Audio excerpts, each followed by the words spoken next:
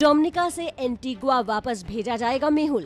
मेहुल चोकसी के प्रत्यर्पण को लेकर जारी सस्पेंस से आज पर्दा उठ सकता है। कैरेबियन देश डोमिनिका की अदालत आज मेहुल चोकसी को लेकर फैसला कर सकती है कि उसे एंटीगुआ भेजा जाए या भारत को सौंपा जाए। भारतीय समय के मुताबिक आज शाम 7 बजे के करीब मेहुल चोकसी पर डोमिनिका की अदालत में सुनवाई होने वाली है। सूत्रों के मुताबिक ईडी और सीबीआई की टीम डोमिनिका के सरकारी वकील को मेहुल चोकसी के मामले में जानकारी मुहैया करवाने के लिए डोमिनिका में ही है। यानी कि अगर डोमिनिका की अदालत इजाजत देती है तो मेहुल चोकसी को भारत लाया जा सकेगा। दूसरी तरफ कैरेबियन अखबार ने दावा किया है कि मेहुल के भाई चेतन चीनू ने मेहुल को बचाने के लिए डोमिनिका के विपक्षी नेता को रिश्वत भी दी है, जिसके बाद विपक्षी नेता लिंटन ने मेहुल को अगवा करने की थ्योरी देकर हंगामा किया। हालांकि एबीपी न्यूज से बातचीत में लिंटन ने पैसे लेने और मेहुल के भाई चेतन से मिलने की खबरों को बेबुनियाद बताया है। अखबार के सनसनीखेज आरोप पर डोमिनिका की सियासत में हलचल जरूर पैदा हो गई है। 13,600 करोड़ के पीएनबी घोटाले का आरोपी जनवरी 2018 से ही देश से फरार है। तो 14,000 करोड़ पीएनबी घोटाले के आरोपी मेहुल चोकसी के भाई चेतन चीनू ने अब डोमिनिका की राजनीति में तूफान खड़ा कर दिया है। हालात ये है कि रिश्वतखोरी के आरोप के बाद तमाम नेता बारी बारी से वहां पर सफाई भी दे रहे हैं। हमारे साथ प्रणय उपाध्याय ज्यादा जानकारी के साथ जुड़ गए हैं। प्रणय, अब तो मेहुल चोकसी ने भारत में जो घोटाला किया उसके बाद डोमिनिका में भी घोटाले जैसी खबरें आ रही हैं। केवल डोमिनिका ही नहीं विकास, पूरे कैरेबियन में इस तरीके से हंगामा इस समय खड़ा हुआ है, क्योंकि अगर आप एंटीगुआ में देखें तो एंटीगुआ लेबर पार्टी जो सत्तारूढ़ पार्टी है गैसन ब्राउन की, उसके ऊपर विपक्षी पार्टी ने आरोप लगाया है। इसके अलावा पलटवार करते हुए एंटीगुआ में प्रधानमंत्री गैसन ब्राउन ने विपक्ष पर आरोप लगाया कि वो बचा रहे हैं, क्योंकि मेहुल चोकसी के जो वकील हैं वो यूपीपी पार्टी जो विपक्ष की पार्टी है उससे जुड़े हुए हैं। इस तरीके के आरोप उन्होंने लगाए हैं।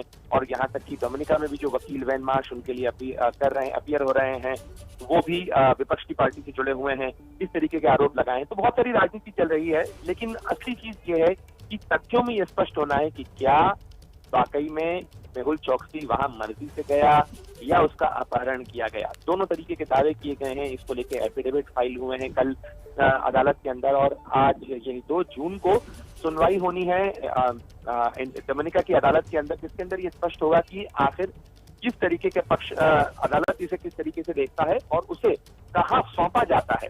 भारत की तरफ अपील है, भारत के अधिकारी और भारत की जो मशीनरी है, एजेंसीज हैं, वो डोमिनिका के साथ संपर्क में है। लगातार भारत ने अपना पक्ष रखा है कि भारत में इकोनॉमिक ऑफेंडर है मेहुल चोकसी और उससे भारत को सौंपा जाना चाहिए।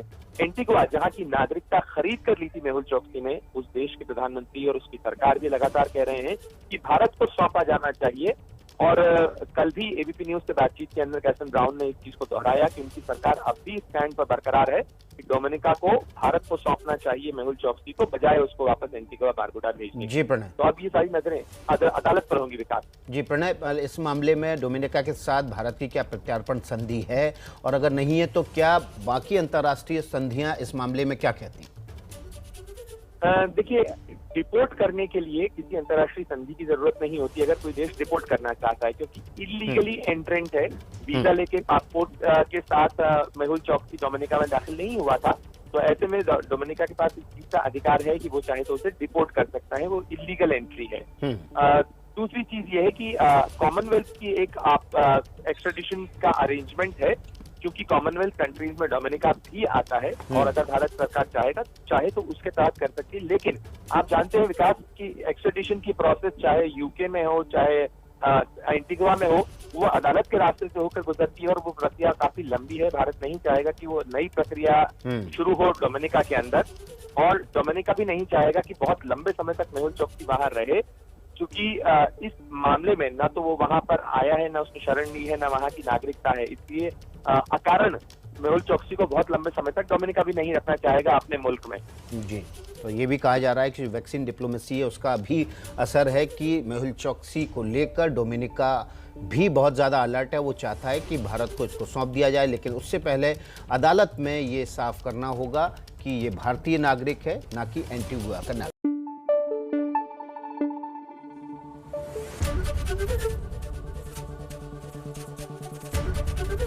एबीपी न्यूज आपको रखे आगे।